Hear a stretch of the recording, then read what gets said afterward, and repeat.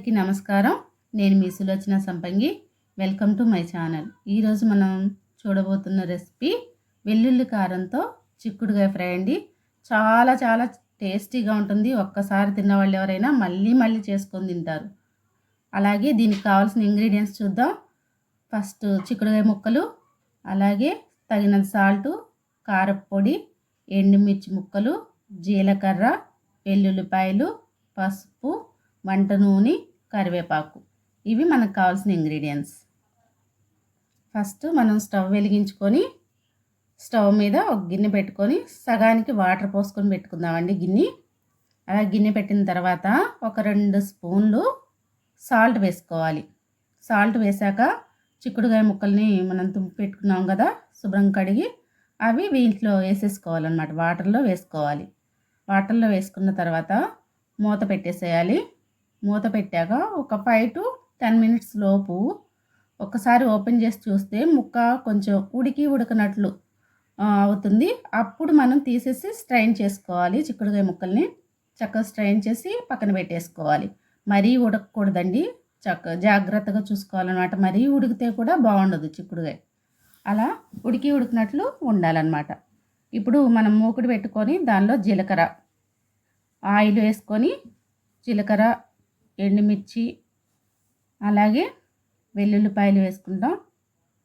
దంచి పెట్టుకున్నాం కదా, ఆ వెల్లుల్లిపాయలను వేసి కొంచెం వేగిన తర్వాత ఇది సిమ్లోనే వేపుకోవాలండి. తాలింపు అనేది మాడకూడదు. ఇప్పుడు కరివేపాకును కూడా యాడ్ చేసుకుందాం.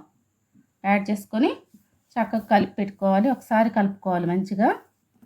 సిమ్లోనే ఉండాలి మనకి మంట అనేది. ఫ్లేమ్ మాత్రం సిమ్లో ఉండేటట్టే చూసుకోవాలన్నమాట. ఇప్పుడు మనం కొంచెం ఒక స్పూను పసుపు వేసుకుందాం.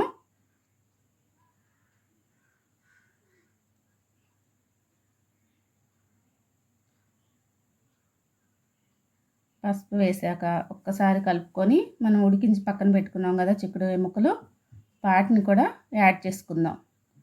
యాడ్ చేసేసి ఒకసారి మంచిగా తాలింపు అంతా పట్టేలాగా కలుపుకోవాలన్నమాట. ఒకసారి చూడండి, ఇలా మంచిగా పట్టేలాగా కలుపుకొని కొంచెం సాల్ట్ యాడ్ చేసుకోవాలి. మనం ఉడికించేటప్పుడు కొంచెం సాల్ట్ వేసాము, ఇప్పుడు కొంచెం వేస్తున్నాం.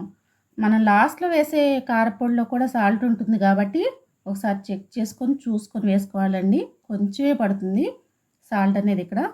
మరి మొత్తం చక్కగా వేగిన తర్వాత డ్రై అవుతుంది కదా, వాటర్ అంతా డ్రై అయ్యాక కారపొడి వేసుకోవాలి. వెల్లుల్లి కారం వేసుకొని ఒక్క 5 మినిట్స్ సిమ్లో మంచిగా ప్రతి ముక్కకి కారపొడి పట్టేలాగా కలుపుకోవాలి. కలిపిన తర్వాత దింపేసి సర్వ్ చేసుకోవటమేనండి. ఎంతో టేస్టీగా ఉండే వెల్లుల్లి కారంతో చిక్కుడుకాయ ఫ్రై చాలా చాలా బాగుంటుంది. మా ఇంట్లో అందరికి కూడా చాలా ఇష్టం. మరి మీకోసం ఈరోజు నేను చేశాను.